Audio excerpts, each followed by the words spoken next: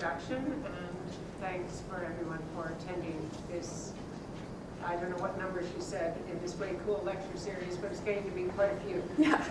So today, as you all know, we're going to talk about penguins, and this talk is going to be broken up into several sections.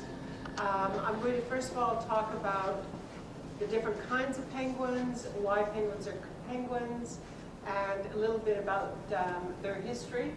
And then the second part will be more of a travelogue. One of the best places in the world to see a lot of penguins is South Georgia, and this is a picture from I took in South Georgia, and we'll get back to this later. So first of all, most of us, when we think about penguins these days, think about this. And we may have some people in the audience who know the names of these penguins. Anyone want to yell out a name of any of the penguins?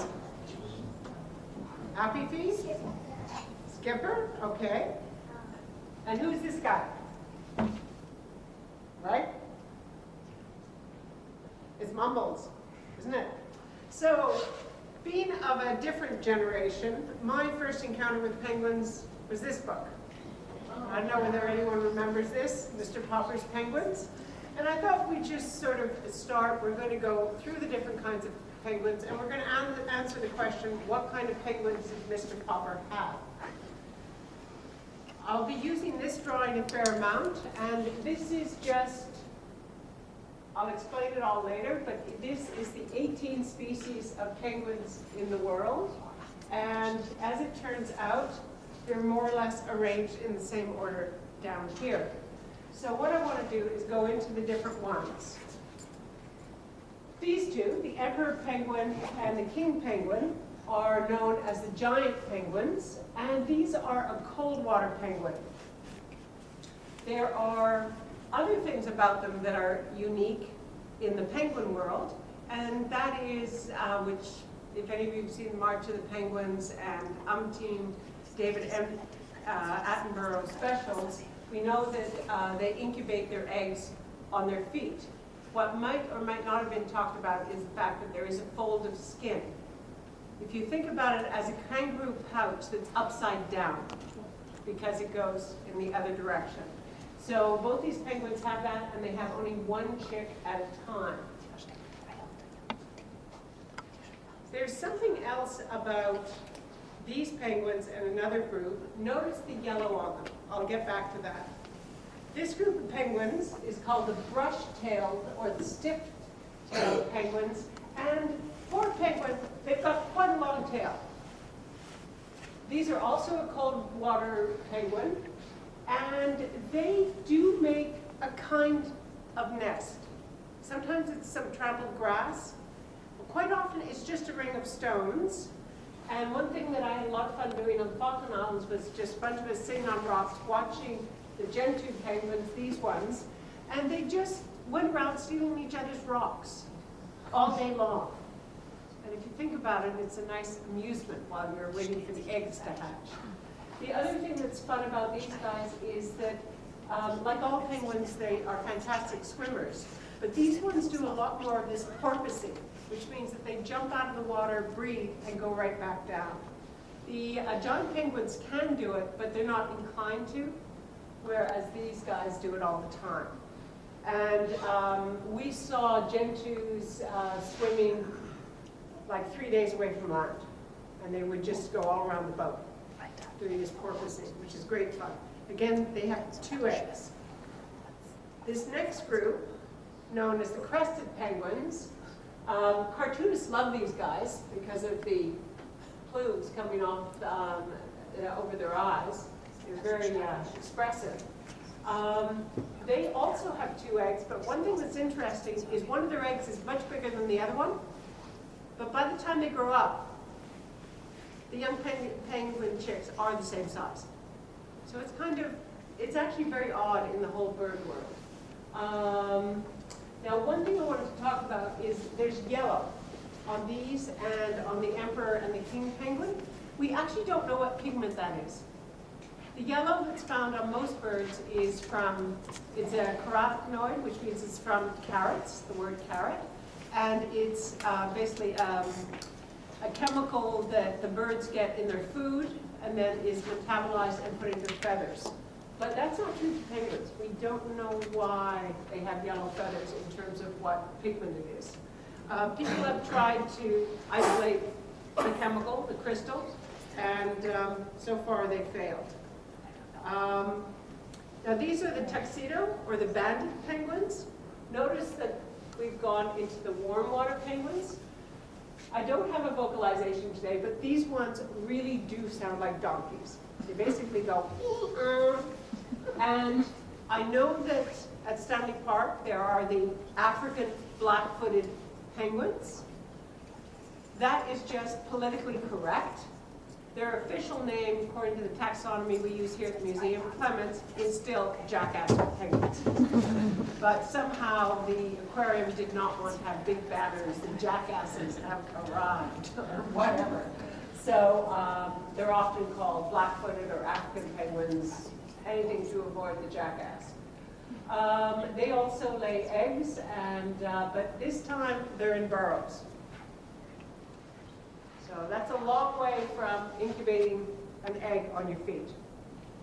And these are, as I mentioned, they're warm water penguins. This is a picture from Chile, from the Anaconda Desert. And you can see the penguin is in the burrow right here. This is Humboldt penguin. And it's definitely warm out. The smallest of the penguins, the little blue, the fairy penguin, the white flippered penguin, they have a totally different lifestyle. It's this little guy. They weigh 1 or 2 pounds.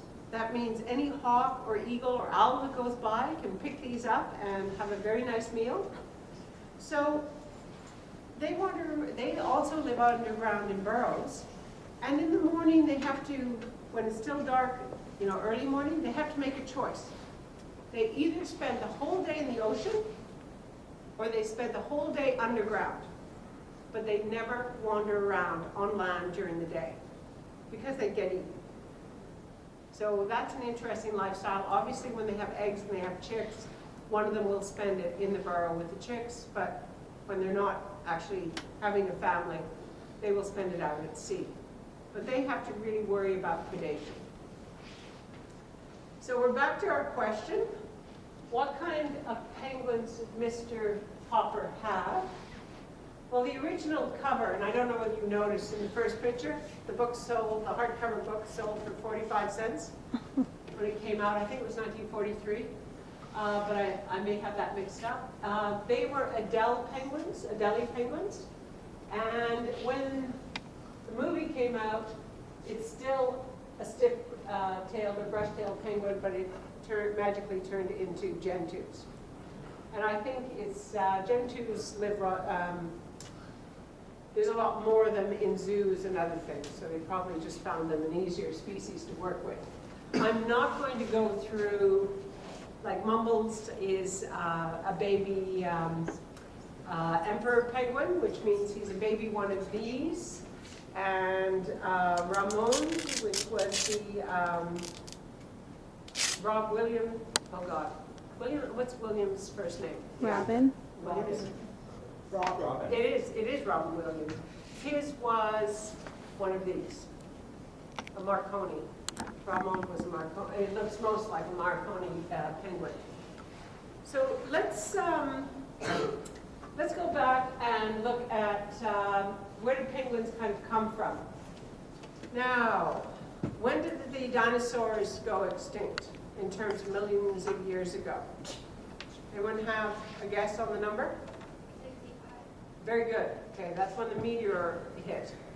So the first the group of fossils that we have that look like penguins, the first group is this I'm very bad at pronouncing, Hesperornis. And it was around well before the mass extinction, 83 to 80 million years ago. This is not a direct descendant of penguins. there are actually no descendants of this particular fossil around. But you can see that it's very loon-like and very penguin-like. So after the mass extinction, we do have, from New Zealand, where there's an awful lot of different fossils, there is a direct relative of the living penguins about 62 million years ago. So that tells us that the ancestors of penguins were walking around or swimming around with the dinosaurs. And then there's quite a few species that we no longer have in this, because there was great radiation of penguins 42 to 36 million years ago. And then they really drop off in the fossil record. Why? Well, the answer's kind of fun. The reason they drop off is that's when the whales and the seals start appearing in the fossil record. So the thought is that, the current theory is that basically competition for food with whales, seals, and also there's a very good chance that whales and seals decided penguins made for a very good meal. So that is still true today in terms of leopard seals, killer whales are very happy to eat penguins. So the great radiation of penguins which occurred in this era tapered off, and we end up with our modern penguins. One thing that often we don't think about is when the dinosaurs, both the aquatic and the land ones, basically went extinct, it meant that we had an awful lot of land niches on Earth that were not populated by a major group of animals. So the mammals and the birds really took off after the dinosaur extinction. So a bit more on this, and in terms of penguin bones that have been aged using radioactive carbon techniques, the oldest group is the emperor and the king. And they've been with us for about 40 million years. And then there was a divergence, and the next group has been with us. This is the brush-tailed penguins, have been with us for about 19 million years. And then we have one penguin that is sort of all by itself, and that's yellow-eyed penguin, 15 million years. And then all these ones, the crested penguins, are about 8 million years old. And then we get the last groups, which haven't been around very long at all. So if you think about it, the tuxedo penguins have been around as long as the polar bears. So why? Well, let's go back to what the world looked like at the time of the dinosaur extinction. So the Antarctic was moving down to the South Pole. It hadn't gotten there yet. The meteorite landed about here, and you can see that everything's moving around. So in terms of the modern penguins, they seem to have evolved in this area. And as you can see, the homes of the ones that were nesting here, because one thing about penguins is they go back and have their children where they were born. They're incredibly faithful to their breeding areas. So the ones that were on South America, as South America moved up and hit North America about 15 million years ago, they naturally moved up towards the equator, which is why we now have penguins near the equator. The ones that were on the Antarctic, which at that time was forested and didn't have ice on it, like we know it today, it was definitely a temperate, country. They evolved for a land of basically ice. So we're switching topics. So why is a penguin, and why is it so different from other birds? Okay. Right. Okay, so let's think about penguins when they're moving around. right? They kind of shuffle. What else can you think about that's different about them? Yeah?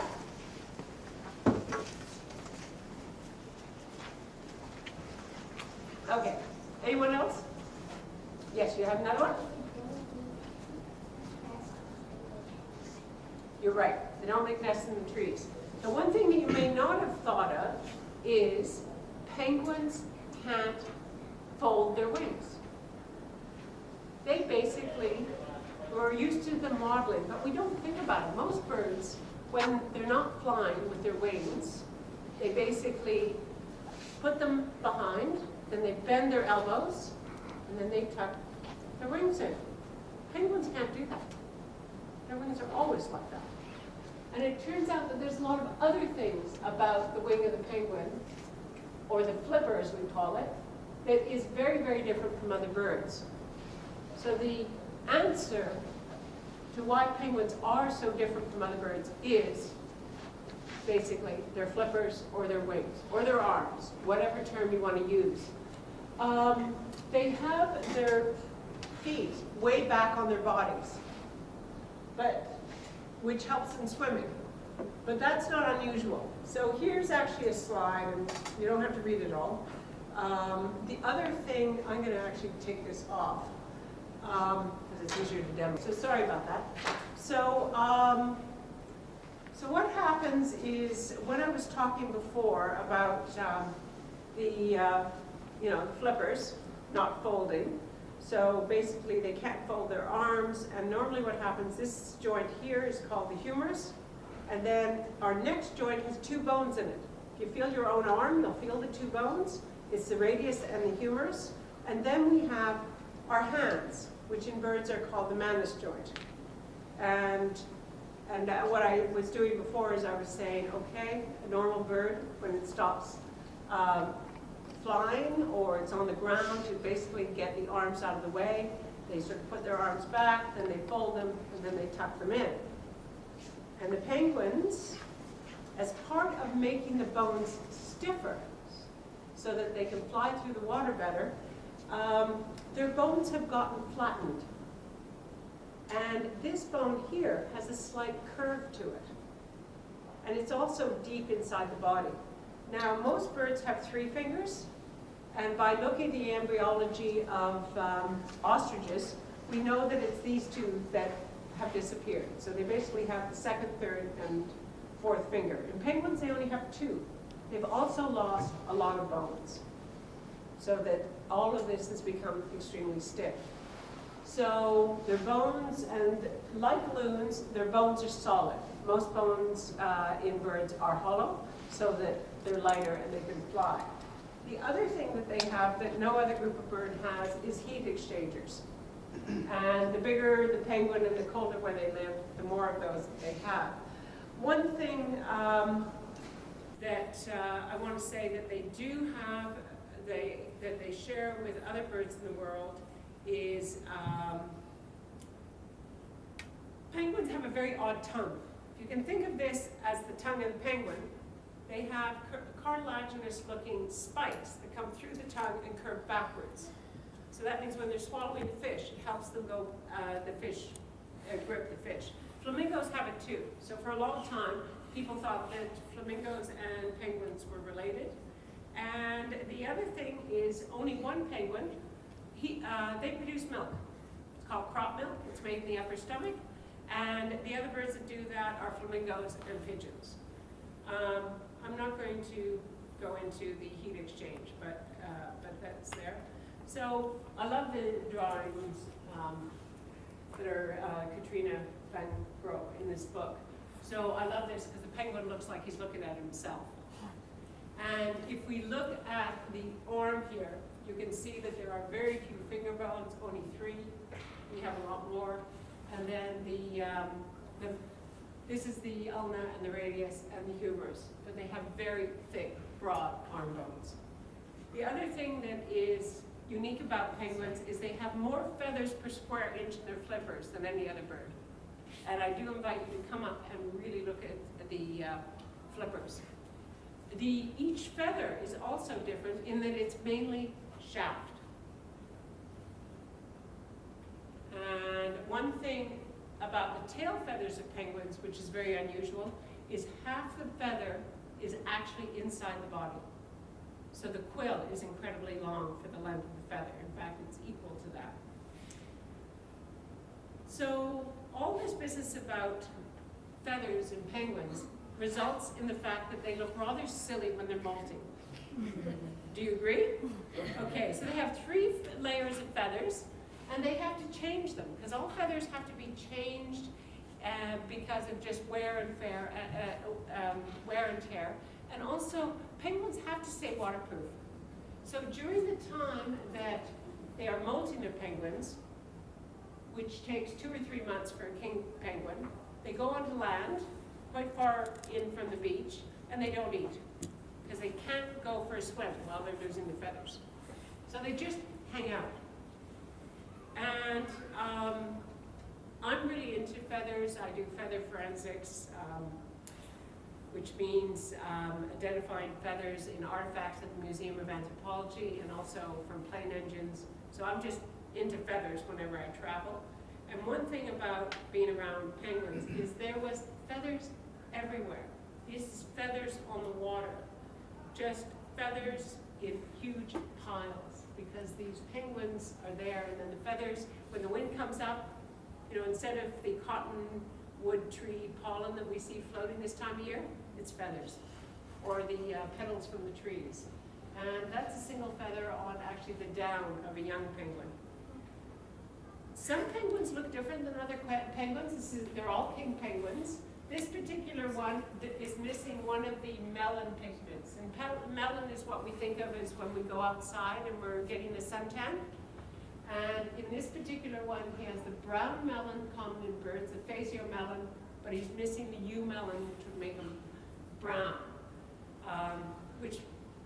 And there was only, I probably saw 1 million, 1.5 million king penguins. There's only one. And he was probably the most photographed penguin in the group. So I'm getting towards the travelogue section. Yeah, you have a question? I'm curious, this penguin, yes, they appear different. Yes. So my first question is, do they see color? Do they perceive color? And if so, was that penguin treated differently maybe, or did he just blend in with it? He didn't appear to be treated differently. And penguins see, all birds see color better than we do, because they have 4 kinds of cones in the eyes instead of 3. And I have not read anywhere that penguins are an exception to the basic model that is found in birds, fish, and amphibians, which is 4 kinds of color cones. Mammals are very different. Basically, the more evolved apes have 3 color cones, and there's a lot of species like dogs that only see in 2 colors. But penguins see in 4. So I'm sure they all know he's brown. But it doesn't seem to matter. And I have a feeling it's so recessive gene that it's, but you know, this is how we get new species. We have these random mutations. So here I wanted to have some fun. I looked up all the different words for groups of penguins. So in the water, I only found one, and I really like it. It's a raft of penguins. And that is kind of what they look like when they're in large groups. Now for on land, I found 3. Parade, waddle, or a committee. So I thought I'd share with you my experience on South Georgia, and then get you to vote for which one of those 3 names you like the best. Okay? And I'm also going to see, just for fun, pick one now and see whether or not my presentation changes your mind, which might be fun. So where is South Georgia? When I told people I was going to South Georgia, some people thought I was going to the southern United States. No? Okay. I even got asked by one person, I didn't know Georgia had split like the Carolinas. And I went, no, I'm not going to the States. So if you remember our other drawing, which had what the world looked like at the time of the dinosaur extinction, what has happened is South America has drifted upwards, but on connecting sort of the Antarctic Peninsula. This is actually Graham Island here. There is sort of a ridge, an underwater ridge, and at various points it's above sea level and it's islands. The largest of which, below the Antarctic convergence, is South Georgia. And this is the Falkland Islands here. So South Georgia is, it's a very desolate place. So it's technically owned by the British. 5 people live there, 2 people in the museum, 2 people at the research station, and the post office. Okay, and apparently it's the post office that maintains the sovereignty. So we were all very good when we landed there. We went to the post office, bought some stamps, and mailed postcards to people. So, and it's so desolate that during the war for the Falklands, the Argentinians landed 30 people on South Georgia. The Argentinians looked around, walked to the post office, and surrendered.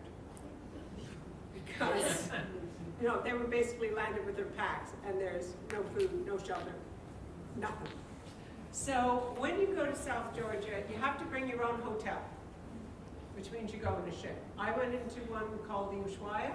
It was an old NOAA U.S. NOAA research ship, and for a boat going down there, it was quite small. I only had 71 new friends, as opposed to 300 or 500. And this is St. Andrews Bay. And what I want you to notice, yes, you can see the boat out there, and you can see the people coming across the mud there. Do you see them there? Okay. And then we have 2 colors here. This is all the baby penguins. And their nickname is Oakham Boys. I'm not too sure why. It has something to do with brown jumpsuits. And you know, here's an Oakham boy as well, a baby penguin. And the adults are the white and the black. Also notice is there's irregular things that look like rocks along the beach. So we're very excited. I chose to take this trip to go to South Georgia and to stay there for 10 days and not go to the Antarctic Peninsula because I heard how wonderful it was. And if the weather's bad, when your boat is sailing by South Georgia, you could end up never landing. And normally when you're going to the Antarctic, you have 1 day when you might land here. We had 10 days. So very excited about the first landing. So there we are with the Zodiac getting off on the beach. And there's some rather large, oh, and there's a penguin. We're excited. We've been passing penguins swimming as we get in. But there's these rather large objects on the beach. Okay, so they are very large objects. They're the southern elephant seal. And this is as big as a seal gets. So that's basically 1 ton bigger than an Asian elephant. They're huge. So we're sort of going, okay, everyone has done this before. The penguins are ignoring the southern elephant seals. Now, one thing I'll say about the southern elephant seals, they're not all that size, just the big males. The females are about 1/3 smaller, and of course there's young males that haven't grown that size yet. But basically the king penguins are ignoring them.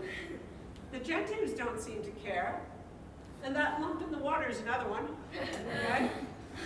But now it's our turn to go through the penguins, the seals. Now it's our turn to go through the southern elephant seals. And I will say that the humans gathered in a little hut and said, really? But we did. And it turns out that they're very gentle giants. But they are awesome. And they looked at us, and we looked at them. And when you look at this guy, this is an older male, probably. He wasn't trying to get his territory on the beach. And these are all scars from fights he's been in. And we did see them fighting, and the nickname for southern elephant seals fighting is called bulldozer jousting. And that's what it looks like. 4,000 pounds against 4,000 pounds. So we climbed up the hill, and it was awesome. So at St. Andrews Bay, no one actually knows how many penguins there are there. It's 500,000 plus. And I'm going to show you a little movie. Let's see if I can find the little toggle about what it was like.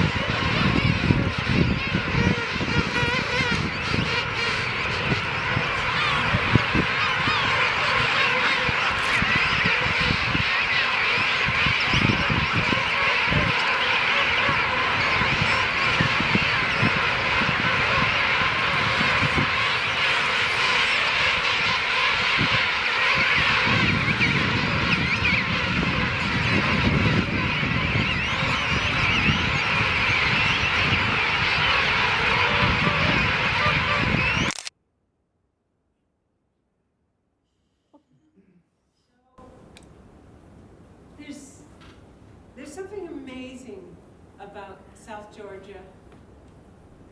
It's got the greatest tonnage of wildlife per square meter of any place on earth. You go to the Amazon and you have diversity. You go to South Georgia, you don't have many species, but you got a lot of it. And the other thing about seeing that many of one species, it'd be the same if you went up to Alaska or northern Canada and watched the caribou go by for a week, or you go to some of the caves near Austin, Texas, and watch 6 million bats leave one spot in 1 hour, or you went to the Serengeti and watched the wildebeest go by for days. Just seeing mass concentration of 1 or 2 species doing their thing. It's really, really awesome. When we started on the journey on the boat, there was the usual, hi everybody, we're gonna have a lovely time. And then they asked, how many people are going to be going across the Antarctic convergence for the first time? And only a few hands went up. And then they said, second time, a few more hands went up. Third time, over half. And some people, it was their 5th trip to South Georgia. In that it can, and I totally understand the addiction. And the place is stunning. And I am going to play that movie one more time. This time when you see it, look for the glacier. Occasionally it would interrupt the cacophony of the penguins, and just by the sheer roar of the ice coming down. And there was so much going on. The whitebirds flying by, or sheathbills, but there was just so much going on. And if you think about this noise, we were out there for like 4 hours, and that's the noise that it was like for 4 hours. And when we got back to the ship for dinner, it was, my God, it's quiet, because it's incredible noise. So I would like to play this again, and this time, if you can look for more details in what you're seeing. Whoops. I apologize for that. And we'll start.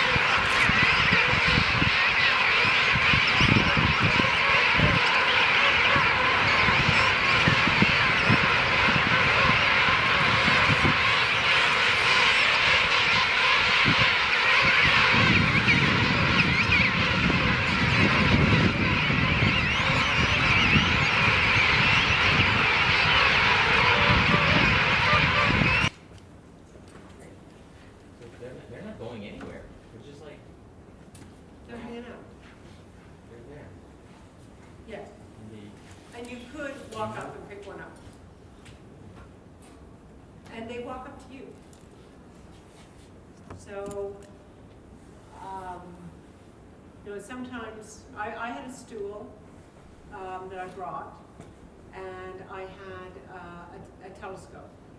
And one of the reasons I had the stool and telescope is because there is a fair amount of wind, and the tripod makes the telescope vibrate, so you want it really close to the ground. And the penguins would basically come up and pick your jackets and your pants. And if you wanted to pet them, which was not allowed, you could. And you could pick them up if you wanted, but again, it's not allowed.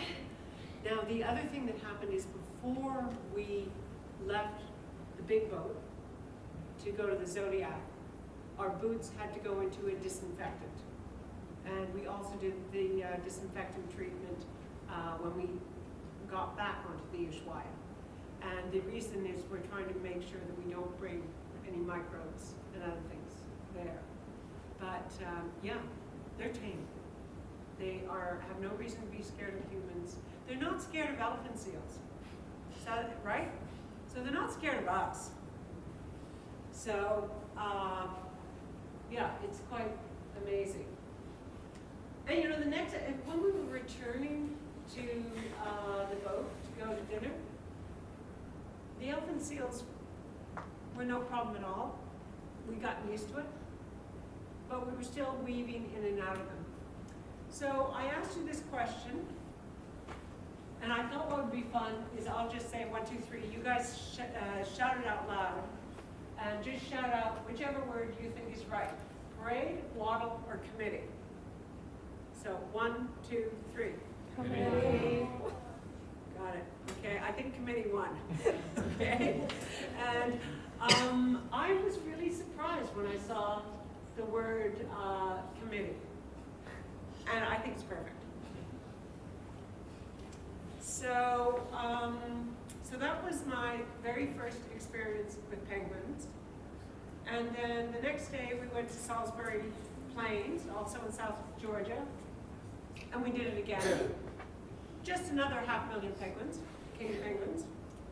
And we also went to some other places. Cowan Island is a little island off South Georgia. And the Gentoos were getting ready. We saw 1 or 2 eggs, no chicks. And you can see he's very proud, he or she, because you can't tell which, on the nest. Because these particular, in the Gentoos and the Falklands had stone nests for these guys.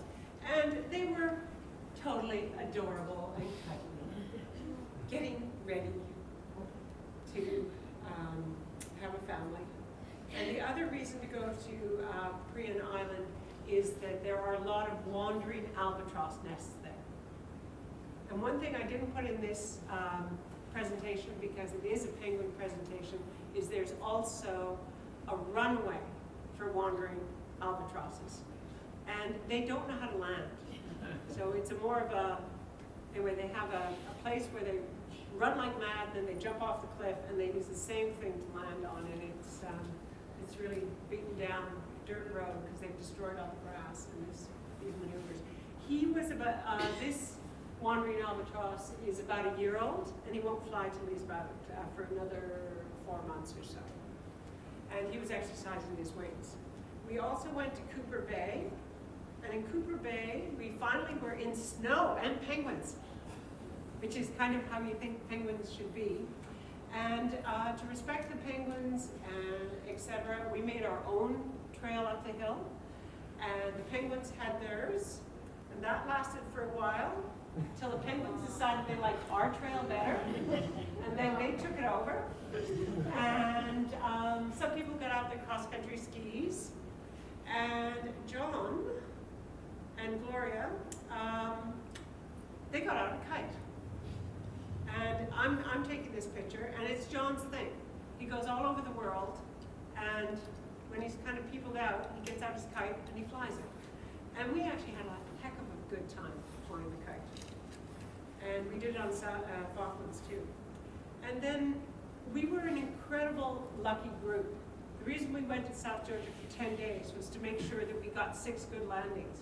We had 10, so we actually ended up back at St. Andrews Bay. We also went all the way around the island, only the second time in the history of this tour group company that the weather's been good enough for that. And it was awesome. And the second time we were at St. Andrews Bay, people knew of my interests in birds and in morphology. And when I got back to the Zodiac to get back on, I discovered they got me a present. So this is a very large piece of seaweed, and it is the flipper of a penguin showing the bones. Anyway, it's still on the beach there. But I thought it was, the way this is unwrapped. They actually had great fun making a bow on it. It was good fun. So then we went back across the Antarctic convergence, and we went to 4 different islands in the Falklands. And Sea Lion Island was great fun, and it was full of gentoo. You can see us coming and going on the beach. Okay? And there's a whole bunch of gentoos on both sides of this little pathway. And I'm going to play it twice, and the reason I'm playing it twice is because it's only, sorry, I'm having operator error, is we actually had bag lunches when we were there for 7 hours. And there was a penguin going through that pass for 7 hours. Sometimes it would go the other way, but there was activity from the ones near the beach and the ones over here, and then you can see that the paparazzi is out. And we had significant cameras on this trip, and they were taking pictures of the penguins jumping out of the waves and into the waves. And they were getting really fussy. You know, I want 3 penguins in this shot, 1 in this one. And we also had slideshow every second night, and people could never contribute more than 3 pictures for it. And amazing pictures of the flipper with little, you know, like a 360 degree of droplets coming. Oh, it was awesome. But those photographers stayed there, ate their lunches for the entire time we were there. And they had a wonderful time. I went to the other side of the island. It was, most of our hiking, we did do the Shackleton Walk, was very steep and slippery. And when we got back to the Falklands, we could finally stretch our legs. So I was with the group who went for a walk. We went to New Island on the Falklands. And here we have the Marconi penguins. So this is the same as Ramon and Happy Feet. And notice that this is a cormorant, known as a blue-eyed shag, and he looks a lot like a penguin. If you're not looking, if you look at it quickly. And all the birds are kind of there together. These are black-browed albatross, and their nests are made out of mud, very much like a flamingo pot, and everyone's just hanging out. So the Marconis are nesting, and the albatrosses are nesting all together. Now, my very, very first lifer penguin was at night in Cape Town. And we were going to a bed and breakfast in Simonstown. And it's a weavy, if you think of the road in West Van on Marine Drive, it weaves around the houses and the beach.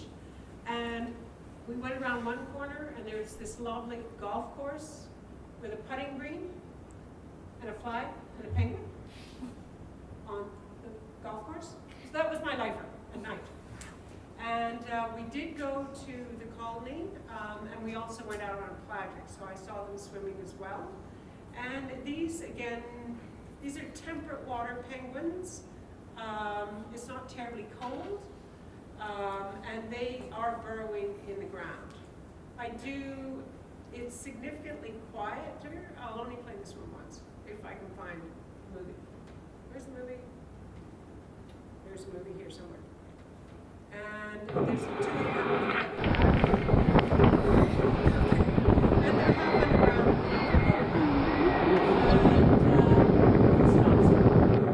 So this is a chick.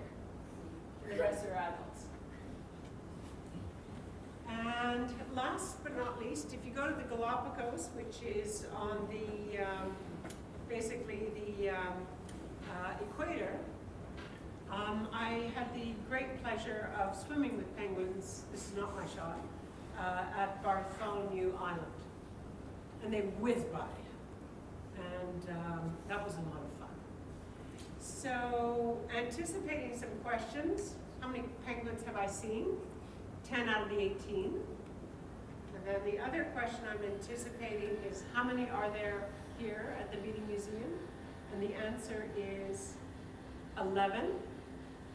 And the one that is not on the table here is we have the egg of the yellow-eyed penguin. But I have not brought that out. So we have a total of skins of 10 species and then an egg of another species. Anyway, I want to thank you very